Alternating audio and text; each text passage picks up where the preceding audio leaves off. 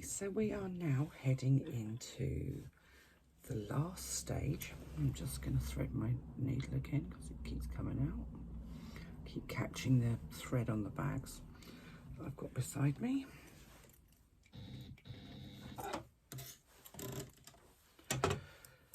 So we're now going to do our last bit of construction. So we have our bag exterior, and I've turned this so that it's wrong sides out.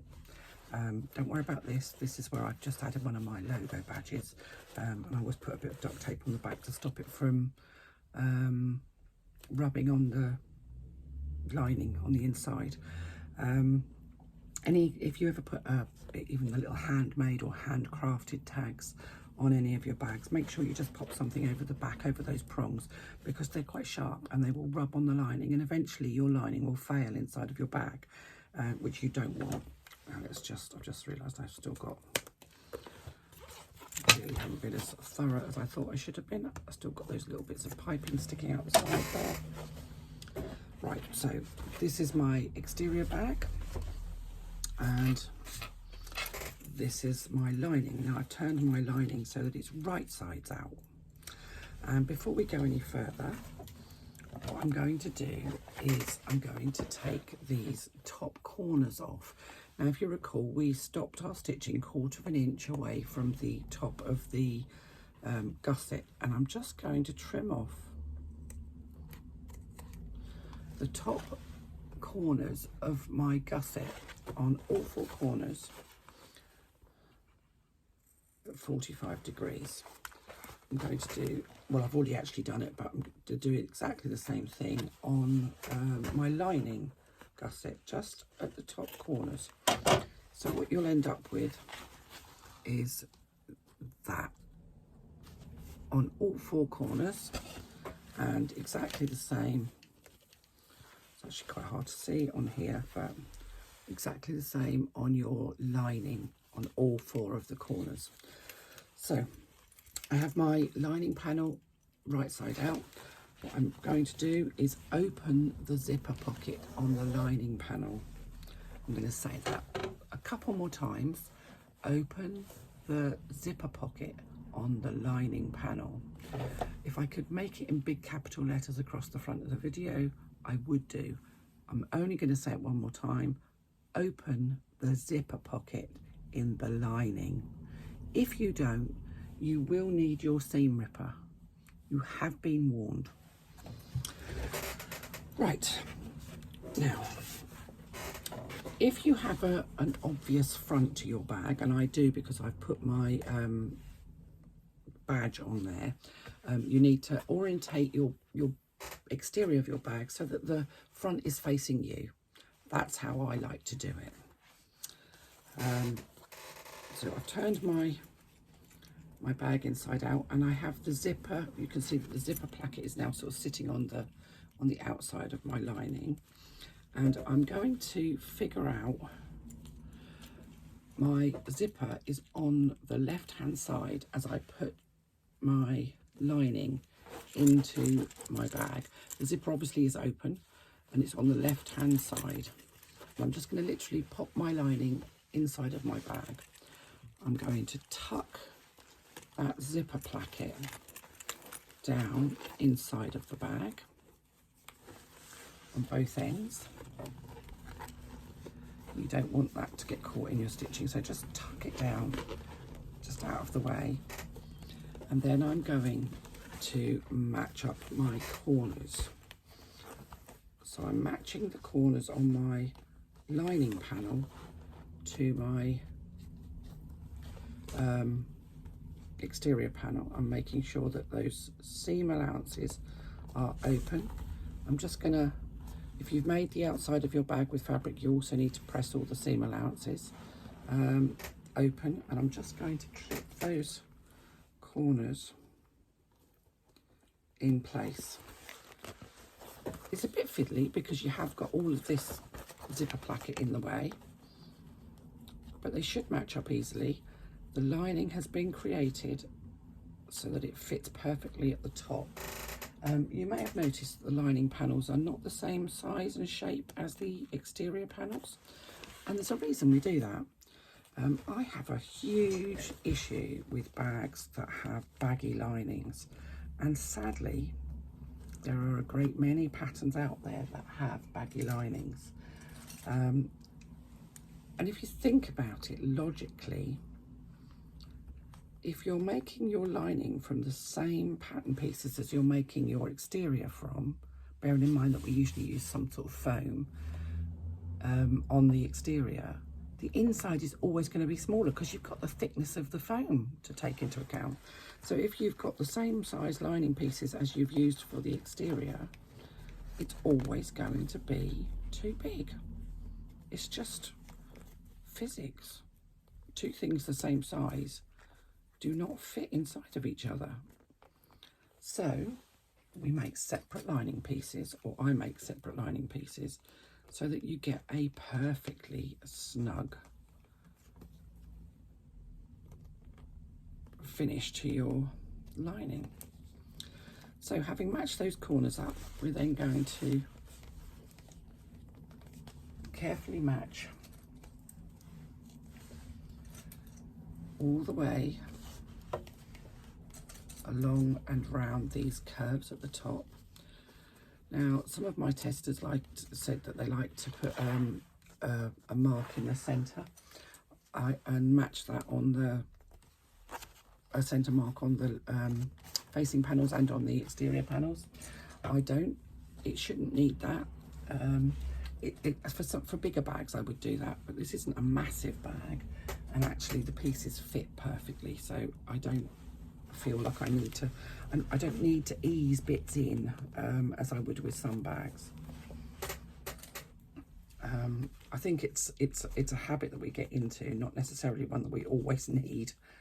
But if you find it easier, you know, pop a mark on, give you your centre marks, match up your centre marks, and then work out with your clips. I'm just going all the way around, matching up the curves.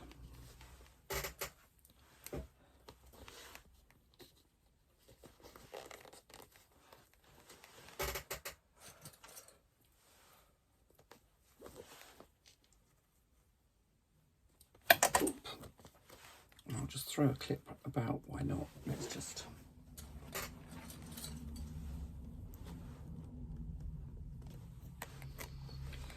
And we're matching up the sides as well. We want them all, everything to sit perfectly. And you can use as many clips as you want, really.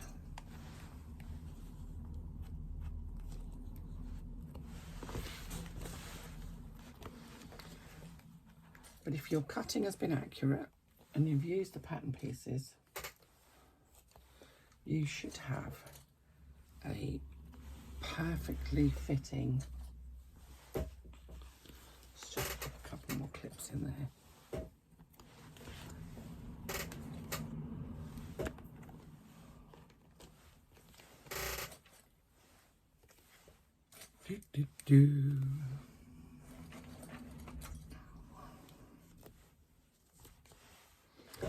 There we go, that's all clipped in place.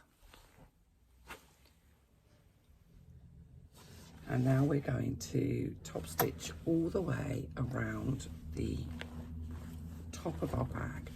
Now, if you've got a free arm on your machine, you can pop your bag over, and you can top stitch on the, you can stitch around on the outside. I don't have a free arm, so I stitch from the inside. And I'm using a 1/4 inch seam allowance for this.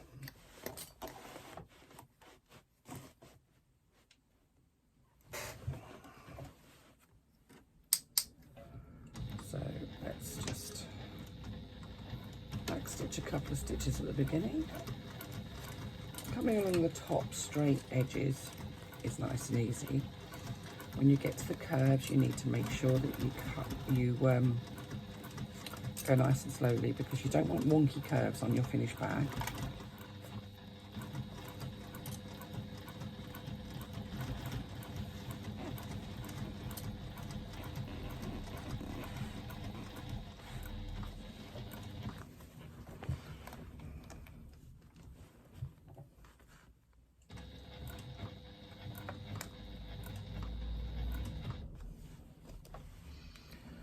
clip is now in the way.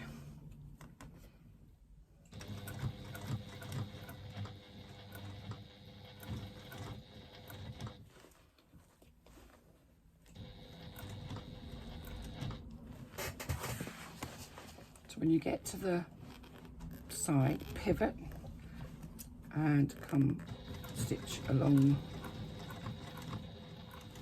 the side. It's quite difficult to show you because I am going to have to kind of maneuver my bag around. And don't be worried about squishing your bag. It's a bag. You are in charge. It is not in charge of you. And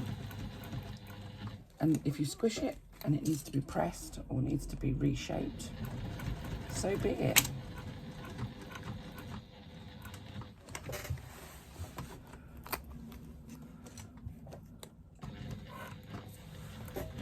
I'm going to end up knocking that off.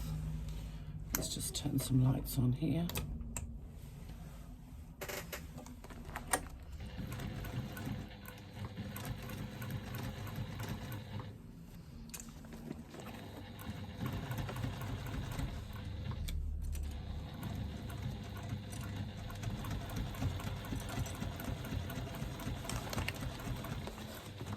So we're coming back along the top of the second side. You take this slowly. So the top straight edges is fine. It's the curves around those sides. You're actually top stitching around a slightly peculiar shape.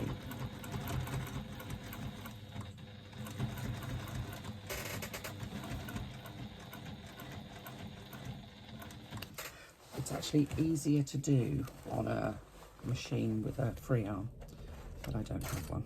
So, or I do, but I don't have one that I use for bag making particularly. I do everything on my Juki.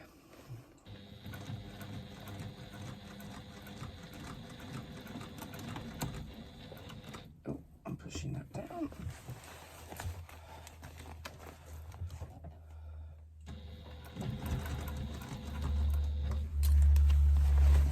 Again, pulling the bag round.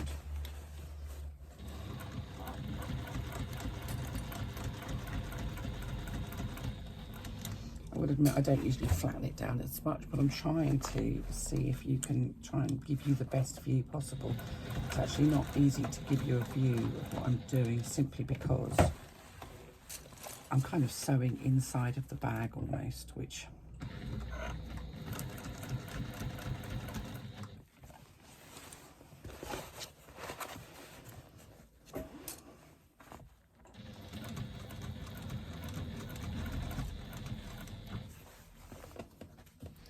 until you get back to where you started your stitching.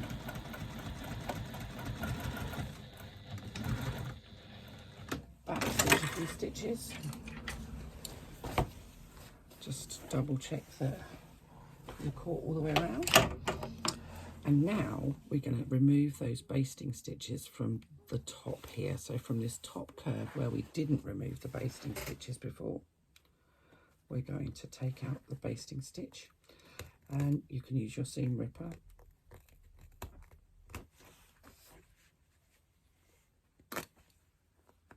And you just want to try and remove all of that foam from the top of your bag. So we're going to be going around the top edges of the front and back, and also the sides, so along the top of the sides there.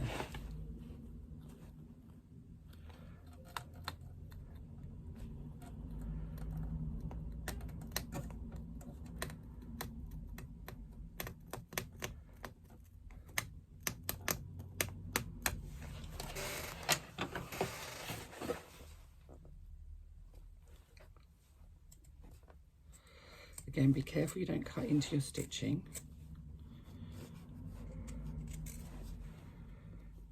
You want to try and remove as much of the foam as you can.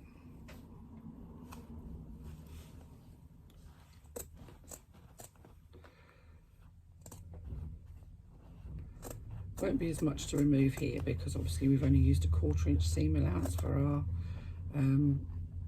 joining of the lining and the exterior, and your foam would have been attached with an 1/8 of an inch stitch, so you've only got about 1/4 of an inch of foam to remove at the top here.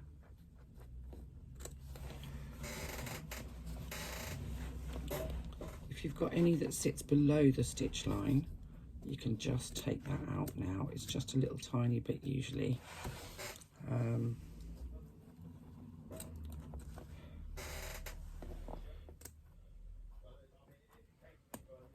Sorry, you can hear talking in the background. My husband's working from home today. Well, he works from home every day, but he's got conference calls, just so you don't think I've got some strength. I've got a man in the other room. I have got a man in the other room, but I am married to him. Like most people at the moment, we're all kind of working in a very different way. I've always worked from home, or certainly have for the last 10 years.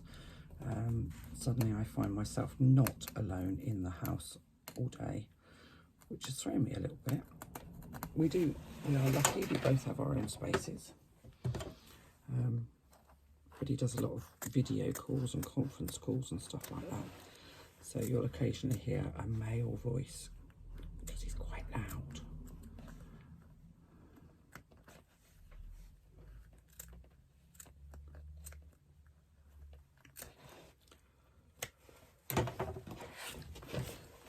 So I'm gonna get on and remove all of this stitching, and I'll cut this base stitching and the foam from the top, and I'll come back to you once I've done that, because you don't need to see me doing it all.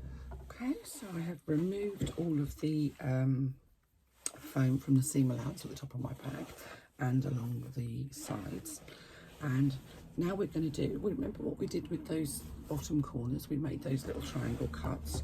We're going to do exactly the same on the top curves for the same reason.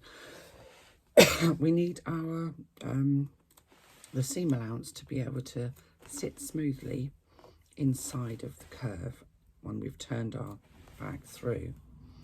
So we're just going to remove some of the bulk by taking out some of the fabric, which is we're removing, so that our curve sits nicely on the top of our bag. And you're going to do that with all 4 of the curves on the top of your bag. Please don't forget to do this. If you do, the top of your bag won't sit nicely. It'll also make it a much more difficult bag to top stitch. And we all know that top stitching is something that a lot of people don't like doing. It's probably one of the toughest bits, because effectively if you mess it up, you can kind of ruin all of the work that you've done. So we want to make top stitching ideally as easy as we possibly can. Let me just trim away a little bit more of that piping that I've left. I've been very good at trimming those off, the ends there. So there we have, you can see it against my hand. I've cut out the little triangles, and I've done that on all 4 of the corners, curves, whatever you want to call them. And now we're ready to go in and turn our bag. So what I'm going to do is I'm going to pull the lining out from inside. Just kind of pull it out. And now you've got this 2 bags effectively. Turning it over, and I'm going to pop my hand in to that folded edge at the bottom of my pocket. Now I've got access. I use my hand to kind of push in the bottom of my bag and drag it in and back through.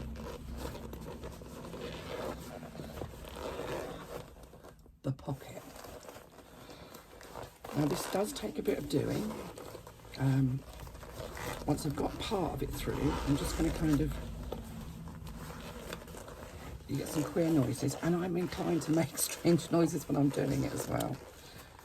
Gently, you're pushing and pulling.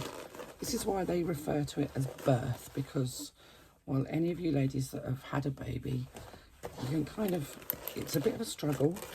It can sometimes be painful. There are often times where you think this isn't big enough or this is too big to come out. So there's a definite resemblance, and you forget all about it once it's actually done. Let's just keep going very gently. Don't push and pull too much. You need to just ease the thing out. And eventually you get to the point where you can kind of almost push what's left out through that pocket. Now I've still got my hand in that pocket. So as I've got my hand in the pocket, I'm going to push out the exterior part of my bag. So I'm pushing out those bottom, nice curves at the bottom, because I've squished them all in when I've pulled it through. I'm just reshaping the bottom part of my bag. Now we have this bit of the top here, which is where our top curves are on our bag. So we have to pop our hand back in and use your fingers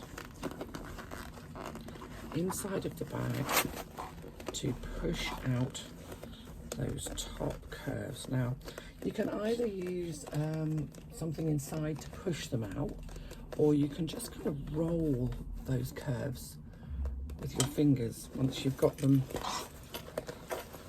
out as much as you can with your fingers. I've got nails, so I tend to use my nails as a tool. So that's one side out, and you're going to go back in again and push the other top edge. Oh, sorry, it's a bit like nails on a blackboard. Push the other top edge out, those curves. I've got a bit of thread there that needs to be removed. And again, I'm just going to roll those curves between my fingers, just so that I know they're fully out. And now I can push the lining back into my bag. Now push the zipper placket inside as well, because now we're going to top stitch. So what we need to do is all around this top edge, we need to make sure that the seam that we've created is sitting right on the top of the bag.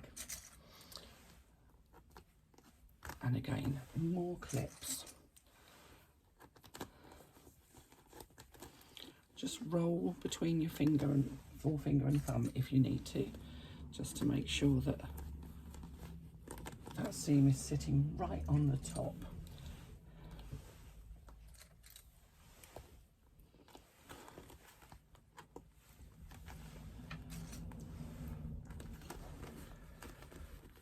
It really does pay to take your time doing these last few pieces.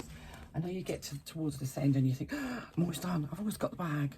But actually you can spoil it by not taking your time to make sure that this is done really, really well.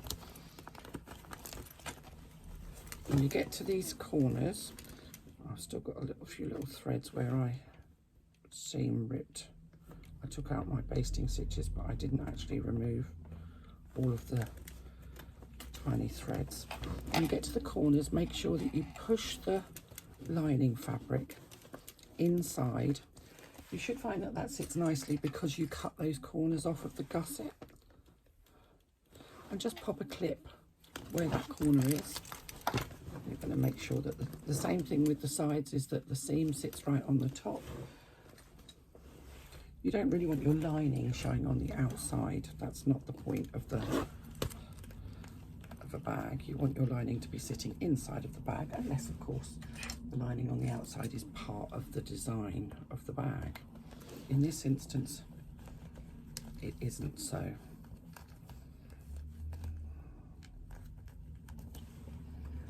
Let's just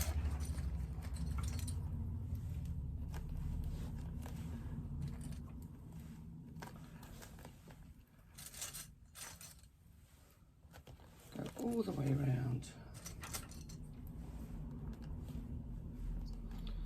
bits of thread stuck onto my clips.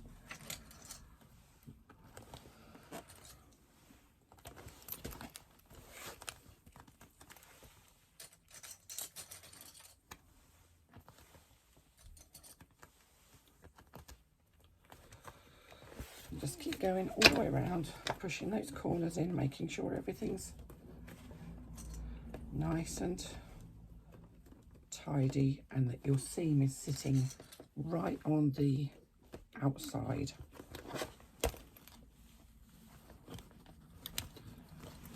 Sometimes you just have to pull the lining from the inside to make sure that it's staying on the inside.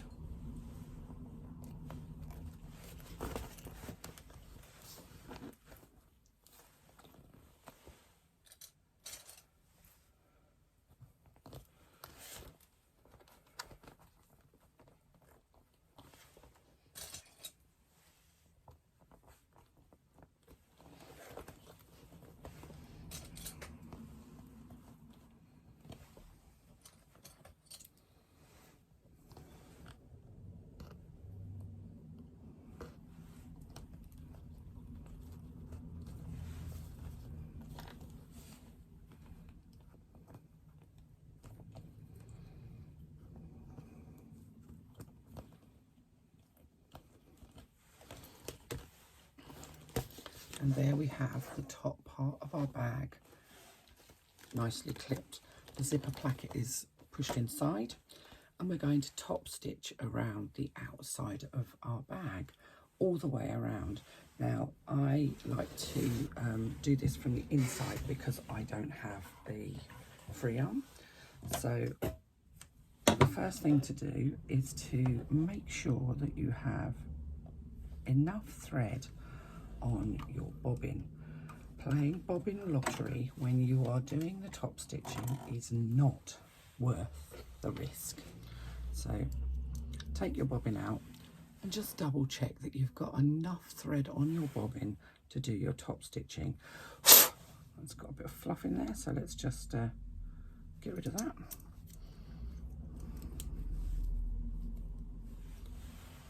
Actually, there's quite a bit of fluff underneath there. Looks like it's time for a clean out. I usually clean my machine at the end of the week.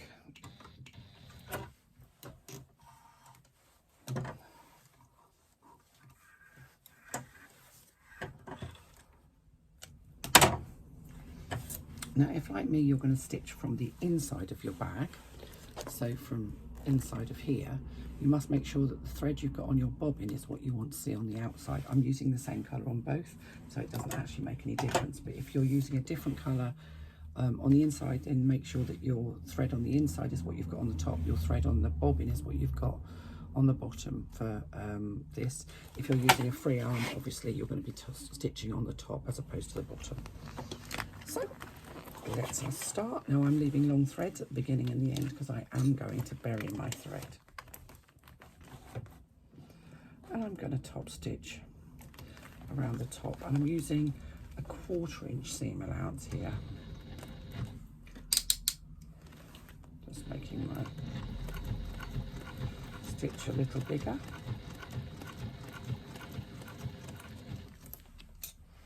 Take it slowly.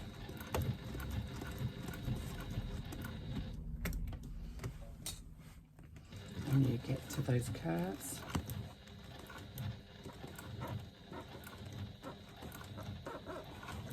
go slowly.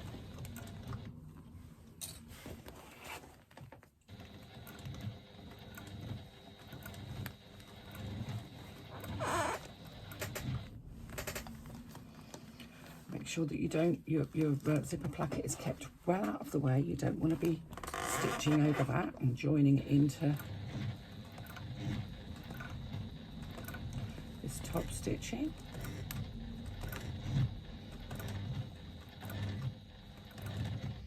Now I've got a size 16 needle in here now. I should have said that before, but I put a size 16 needle in. I usually use a 16 for top stitching, sometimes an 18. It's a universal needle, not a leather needle, not a top stitch needle, not a denim needle. A standard universal needle.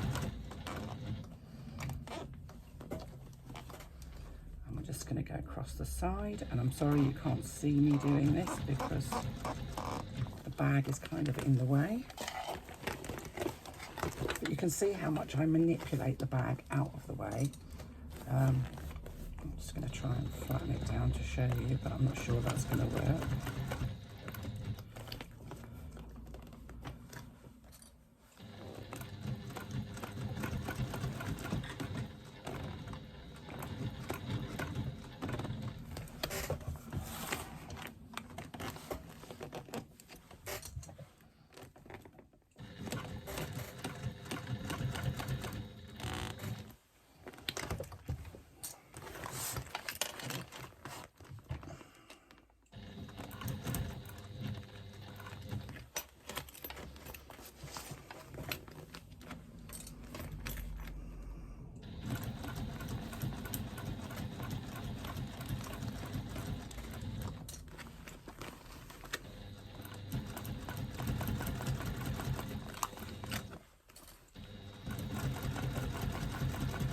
Removing the clips as I go. Just tuck that zipper packet back in. Not quite sure why it's come out, but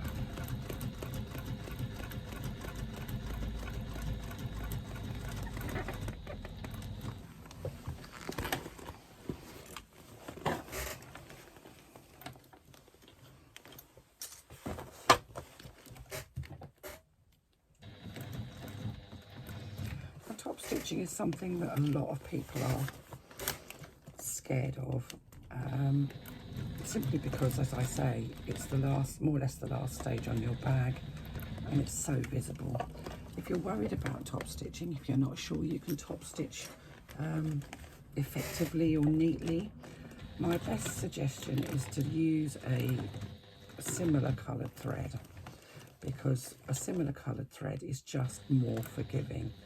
If you're really brave and you want to go for a sort of a contrast thread, then you need to be confident that you can actually stitch well, because a contrast thread done badly is just not a good thing. It's just not a thing of beauty, and you can spoil the whole look of a bag for a bit of dodgy top stitching. Equally, you can actually make a bag that's not great look fabulous if you're really good at top stitching. So, you know, it's a good skill to learn, because people will be so dazzled by your super top stitching they won't notice any other errors. And there are errors in all bags. Don't be under the misapprehension that nobody makes mistakes. We all make mistakes. We all have errors. We are handcrafting artisan bags. And that makes each one unique, and each one will have its own unique foibles, shall we call them.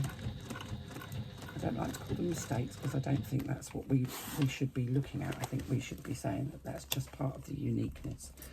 I think as bag makers we spend far too much time on negativity. Oh, this is my bag, I love it, but I made a boob with this and I didn't get this bit quite straight, and this bit's not quite the way it's supposed to be. My top stitching's a bit dodgy and I've got a few skip stitches here and there. I think what we should be focusing on is, here's my bag, I made it myself, how clever am I? I learned a new skill. I learned how to do a zipper pocket. I learned how to put in a peculiar zipper placket. I learned how to work with faux leather. Let's look at the positives about your work and not the negatives. If you look at a shop bought bag, you will see that the stitching on them is often absolutely dire. So there we go, there's my top stitching done, and I have my threads from the beginning and the end of my stitching, and I'm going to take those threads from the outside of my bag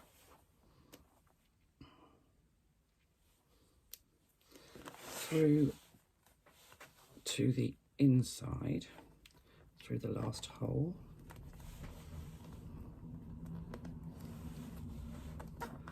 so there are no obvious stitches. I've got a little, oh no it's not, that's part of my basting stitches that I still haven't removed. I'm going to tie the top threads off with the bottom threads, so the top with the bobbin threads off on the inside here.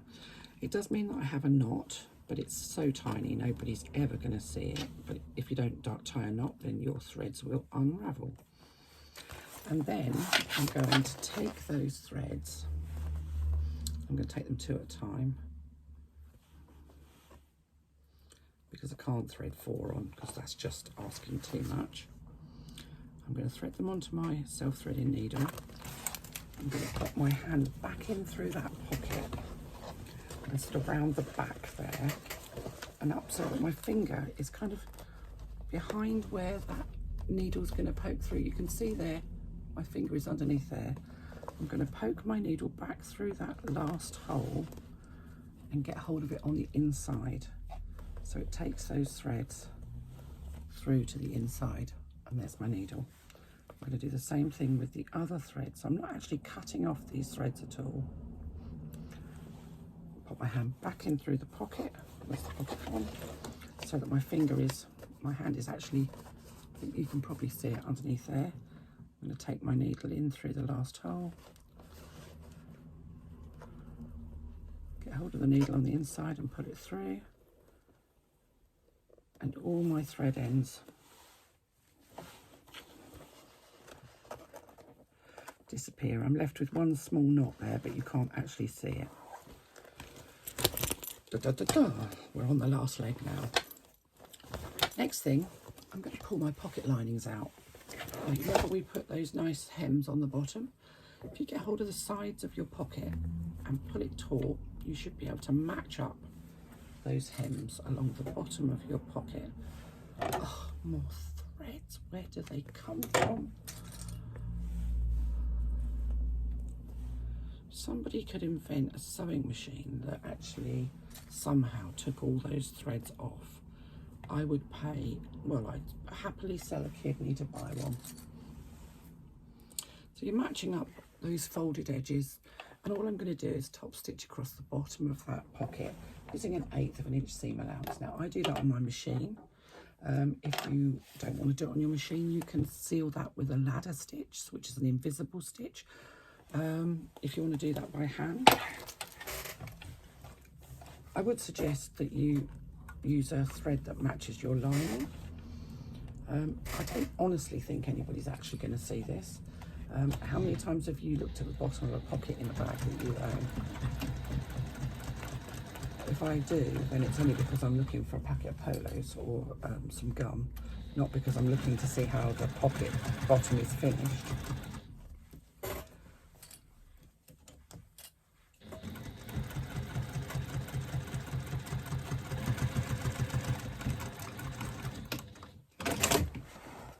So there we have, the bottom of our pocket has now been sealed.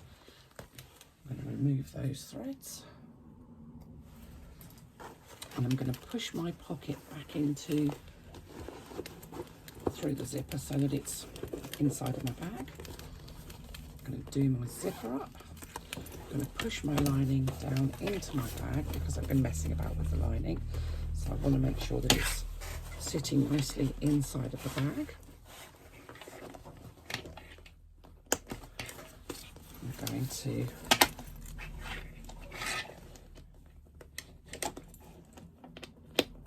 fit the snaps on the side of my bag.